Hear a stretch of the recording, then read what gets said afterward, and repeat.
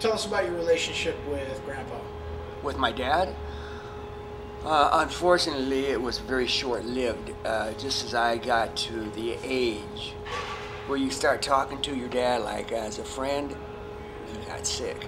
So the memories I have of conversations from my dad were usually like, no, no, I didn't do it, he did, you know what I mean? So as far as, you know, being a friend, you know, he's very strict Italian, so it wasn't as though, hi Pop, how are you? You know, we hadn't reached that, unfortunately. Did he, what do you know about him coming here from Italy? Actually, they never spoke too much about that. I learned pretty much about seeing photographs of my dad on the ship, right? And it was incredible because my dad was the one that had crawled up, climbed up to the top of the, you know, in a big giant picture. He was the one at the top, you know. So I got that from him, I'm sure, you know, not looking. You think he was... I would have done that, you know, and my brothers would have, you know. Crawl up here, we're getting a better picture, you know. I could, but... So he was a hard-working guy? Very, very, very. They came from Italy, met my mom in Chicago, and fell in love. Had a big old wedding. My mom made, she had 7 sisters, made a beautiful wedding gown, and they made that. People comment about, oh, well, they made it. And, so they got married and they came out here. Why did they do that?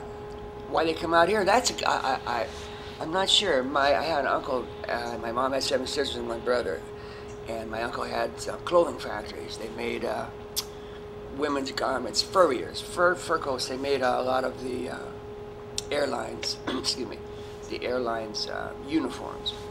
So everybody worked for Uncle Louis, but I guess they, my dad had, on his side of the family, someone that had a market right by that Grand Central Market in LA. For all I know, that may have been it, because it sure looked like it at the time. But like I say, I was just a little kid. The saying is that I started crying and I didn't stop until they got me to the beach. And that's how it's been. So it's not really like being born in Chicago. I'm a Californian first. You were born in Chicago? Yeah, and left there when I was 1, so I didn't really have a lot of memories. So you think Uncle Louis probably he might have been involved with the mob to some extent? All right. I was 12 after my dad had died. I was just talking to I just referred to that. Uncle Louis says, oh, Bobby, you come with me today. You go to work with me. My little brother wanted to go, but Uncle Louis very gruffly told him, no, no, you're too little. You stay home. That was my little brother, Victor. So I go with Uncle Louis in his big black Packard, right? He's in his fedora hat and his, you know, Uncle Louis. And so he stops in the middle of the street. It's about noon. Downtown Chicago, there's a place called the Loop, right? Gang of traffic. Well, you can't pull over and park, you know, there's no place to park. But Uncle Louis, he just stops in the middle of the street and he goes up and he said, I'll be good about my cigar, Bobby, you wait here. So he goes and he gets his cigar. And there's a shoe shine stand, so he's sitting in the shoe shine thing, and his buddies are all around, they're talking and laughing, and here comes the cop, right? Traffic stacking up, horns honk and stuff, and here comes the cop. And I'm hollering, Uncle Louis, it's the cop, you're gonna get a ticket. And they laugh. The more I holler, the more they laugh. Anyway, make a long story short, here comes the cop, and he comes up, and I'm going, I kept telling him, you're screwed now, and then they laugh. Anyway, the cop says, how are you today, Mr. Salenza? And my Uncle Louis goes, Joe, you shut up at those horns. They're scaring my nephew. And he went off into the horizon, because the traffic was into the horizon by this time, and tapped in everybody's fender for them to stop honking, because scaring Uncle Louis' nephew. So right then and there, I said, whoa, you know, Uncle Louis is pretty popular. So, you know, I didn't think that's it. But as years went by, I didn't say, oh boy, my uncle's in there, you know, but I did say, damn, you know, I mean, I was quite impressed. Well, if you ever saw The Godfather, you know that when they come out, well, that was pretty much like that. You know, he was the fedora, the big shot, and just barked orders, and everybody did what it was. Now, whether it was because he was the boss of the factories, or there was something else, but whatever he was, somebody apparently thought he was whatever, but he sure could get the horn shut up when he wanted. Okay, cool. You know. So talk about Grandma. Talk about Grandma when you guys were kids. What a great mom she was. Oh, man. And speak up a little bit. You might need to speak My mom was, people used to call her a saint, but just to let you know one little thing, she sang in the same church choir, St. Linus. The church was built while we lived in Norwalk for 35 years, okay? So that kind of tells you something about her. She never drove. Buses were good enough for her. In her later years, she was always falling and getting hurt on buses. But I drove her around, but still I couldn't keep up with her. But she was remarkable. She was a busy lady. Oh, yeah. She was the president of 2 different choirs and a participant, well, a singer in the St. Linus choir. They sang for the Pope to let you know it was sort of like, maybe not quite as good as a Mormon tabernacle choir, but it did have a full-time choir director, full-time, not just on the weekends. So their rehearsals were, she did a lot of work and a lot of music, stacks of music. Didn't she ride with the mayor? Oh, the parade came and picked up. There you go. That's a funny one. They holler out, "Pasquale, we're waiting out here." Well, naturally, I think it's the cops, right? So who the hell else would be waiting out there with a bullhorn, you know? I didn't know it was the Norwalk Day Parade, and that was the mayor, Grace Napoleano, is one of my mom's best friends. So she brought the parade to my mom and picked her up.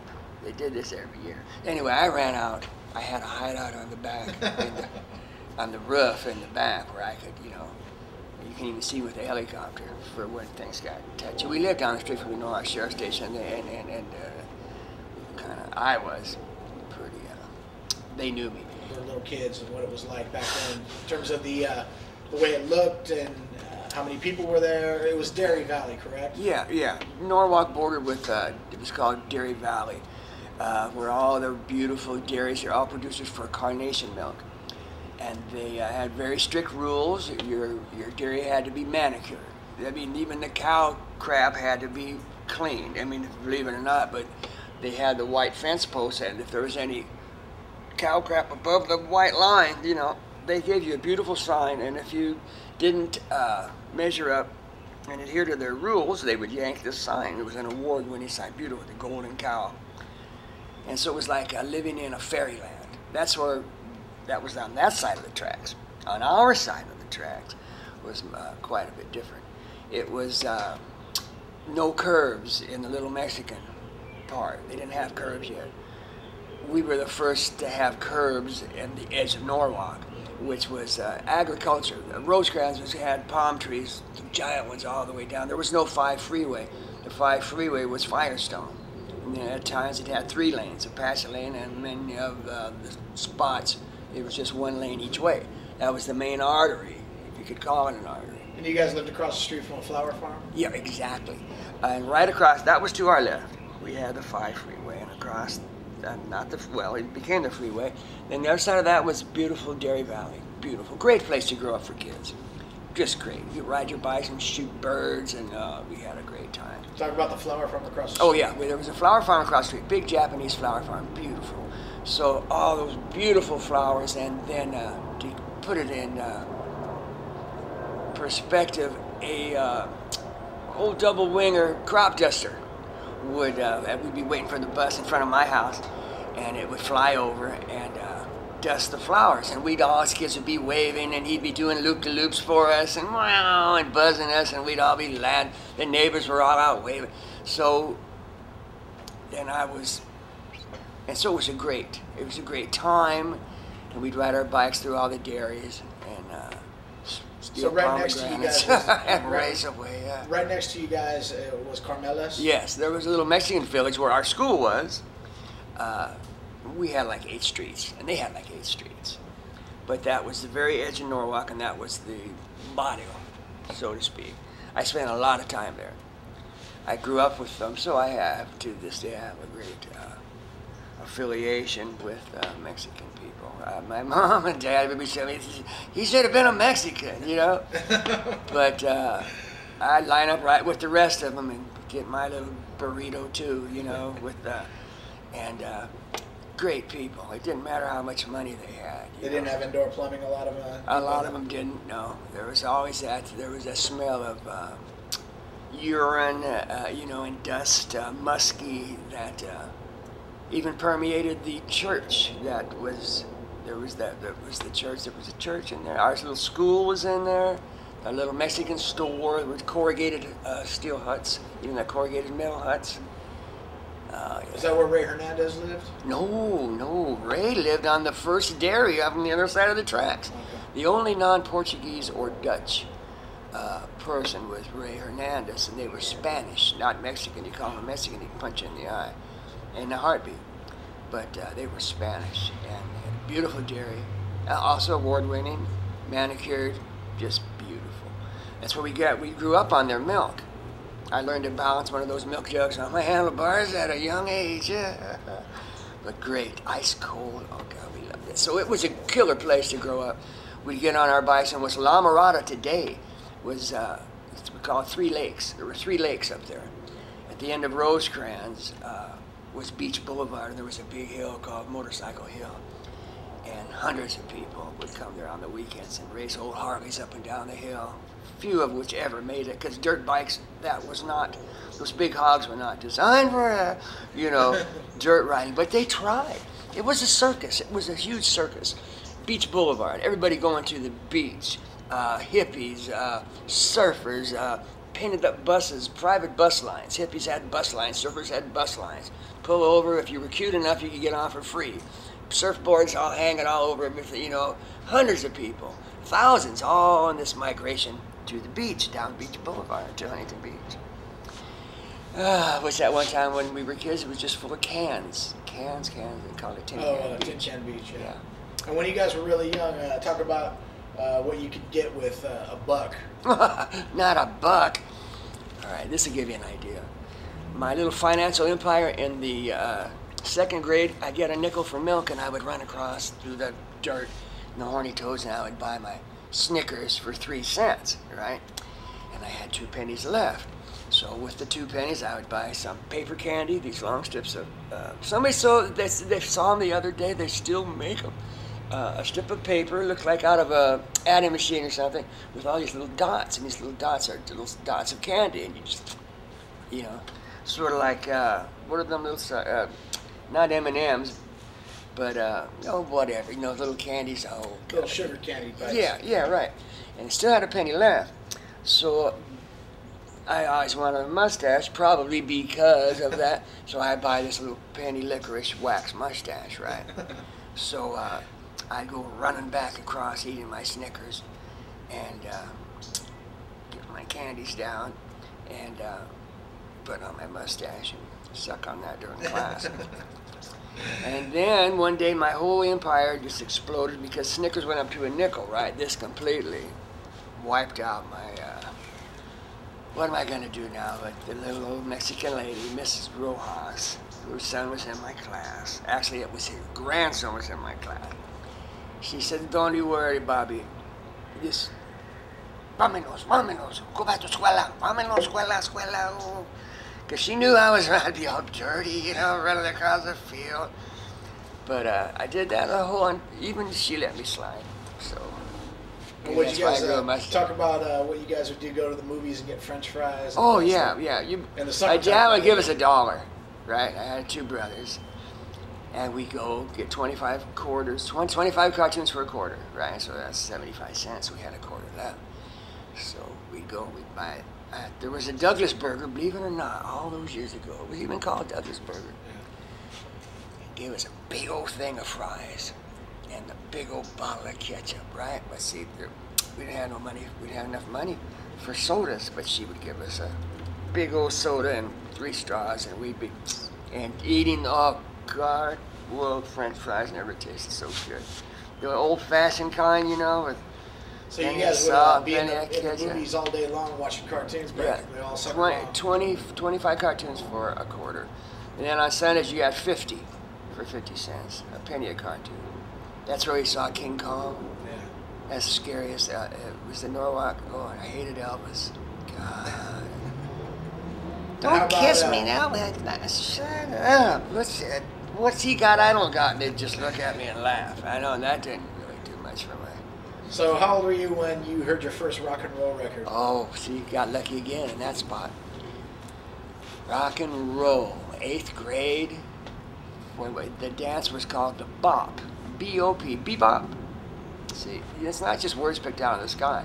That was the name of the dance. Bebop. What could we do the new dance to? Very little music. Bill Haley came out with that Rock Around the Clock, great dance song. Little Richard hit with a song called Tutti Frutti. We could dance to that. And then along comes Chuck Berry. We could dance to that. So it was a wonderful time musically to grow up because a new dance every month. The twist, the jerk, the pony. Come on, the swim, the chicken. I mean, please, there were so many dances I could sit here and I can't even remember. And we could do every one. So you guys, when you guys were around 8th grade, you started hearing rock and roll. Right. There'd be parties. There was that show out here called Al Jarvis Dance Show, right? American Bandstand is an offshoot. That stuff didn't start back east. That stuff started here. And somebody got the idea and went back, and American Bandstand was born. I think Al Jarvis died, but it was that's an offshoot of the Al Jarvis Dance Hour. I was on it, Billy was on it, my brother came in second. I didn't come in anywhere. I blamed it on the girl. She can't dance at it. But, see, so every month there was a new dance, and it was just wonderful. And so where did you guys, when did you guys start hanging out? When you guys got your first, you guys got your first car? And you guys started cruising. When did the cruising thing come into play, like in the late 50s? Yeah, well, cruising comes in when you get a car, but as a spot in time when it was the thing to do for all the kids that could do it, you got your car and everybody wanted to customize their car. It had to be different from everybody else's, so they would. In the day, they would. You wanted your car to be different. This guy had a 60. This is cute. This guy had a 64 Rivy, right? Remember what they looked like? Anyway, they had the bumpers on the back, just below the trunk. Not the bumpers, the taillights. Two slits, right? So this guy got the idea. Hey, I'll put them in my bumper right below it, right? And fill that in, right? That's what we try to do. Try to take off all the gook, streamline the car, shave the door handles, take out the antenna, and put it into teardrop antennas. You know, they cut the, the side, to streamline the car basically. What was the first car you got? A '54 Mercury. But anyway, this guy put his This guy put his taillights in the bumper. Next year, '65, Riviera did the same thing. So here's all the Rivieras that is. You said, oh man, everybody did it. So that was the mindset in those days. And so when you first got your car, what did you do to it? Oh well, I got lucky again. Being the oldest son, who helped. Plus, I was old enough to drive. Oh, and my dad had passed away. A '54 Mercury was candy apple root beer, lowered. It had this guy named George Barris. He was the car was Ray Hernandez, the guy that had the dairy. He had an older brother, and they had a lot of money. So he had this beautiful '54 Mercury, and it had a lot of customizing, a lot of custom work. Beautiful, beautiful candy root beer, pinstriped in Aztec gold, and all of the heavy chrome work was taken off and molded in, and no door handles, and side pipes, and beautiful car. And that was my first car. So I got that when I was a sophomore. A sophomore in high school. So I went from straight A's to straight D minuses. Oh boy. You guys were the first guys to lower cars. Not the first guy to lower cars. The first guys to actually get into hydraulics for street use. We had to go to court in Downey, as I recall, because they had this too low law, and nothing could be below the rim of, and they would, some highway patrolman had one had a very ingenious guy. He had a roller skate with a little ruler on the back with a wing nut, and he would put the roller skate up to your rim, tighten it, you know, adjust it, and then he had a handle on it, you know, boy, this kind of something, and he'd slide it underneath your car, and if it went clunk, you got a ticket, right? So they were really, I got in a lot of trouble over that. Lost my driver's license, so that wouldn't raise up my car. But anyway, that's how it was. So we put in lifts, hydraulic lifts. They were using them at car shows just to raise one side, be all chrome, and they put under what they called angel hair. It looked like cotton candy, just to accent it. And then you know, you've seen those lights for your Christmas tree that change colors. You know, that stuff was there. Colors were colors in '60, you know, too. And so just to, you know, just to show it up, you know, put some little salesmanship on it. You're in competition for all the best cars. And so the Mercury was beautiful. And we would cruise around, and there was a regular route everybody followed in the coolest cars. Then when lifts came in, you were judged on how cool you were by how low your car was. The rich kids could paint their cars up and spend thousands, but we were just as cool. In fact, we were cooler. We'd make our shit lower, and but we couldn't raise it up, right? So we were pretty gutsy. But I remember cops used to sit there at Harvey's where we cruised through, right? And everybody would to go by. This when they first came out. They weren't hip to them, right? They were sitting there watching for cars that were too low, you know. And everybody was went by, coming down, and we go through them, we're on the ground. Anyway, they caught us. And that's when they said that they wrote everybody up, so it was unsafe. So we had to go to Downey Court and had a regular thing. The judge came out and the marshals came out and looked at it, and finally we got it where it wasn't unsafe. They gave us certain rules to comply with. I'm not sure if they were for everywhere, but certainly in his jurisdiction, because Harvey's Broiler, where we all hung out, was a hub of custom cars, and from all over the nation people came. We didn't realize it so much at the time, but to give you an idea, Ricky Nelson came through, and the guy named Larry Watson did all the painting, the custom painting. Saw he had a beautiful '58 Cadillac Brougham with the stainless steel top, gorgeous car, suicide doors, and he was painting a color called fuchsia, real dark ink, with that stainless steel silver top. And Ricky Nelson saw it, fell in love with it, and bought it right on the spot. And I think he paid something like $25,000 for it, you know. And this was in 1963, 62 or 63, so that was a lot of money. But it was that caliber of car. But they were all just lined up, you know. Car show, they were show cars, but driven on the street. So my little car didn't measure up, but it was clean, you know, and it had its own little, you know. It was a culture, and it was a wonderful time to grow up.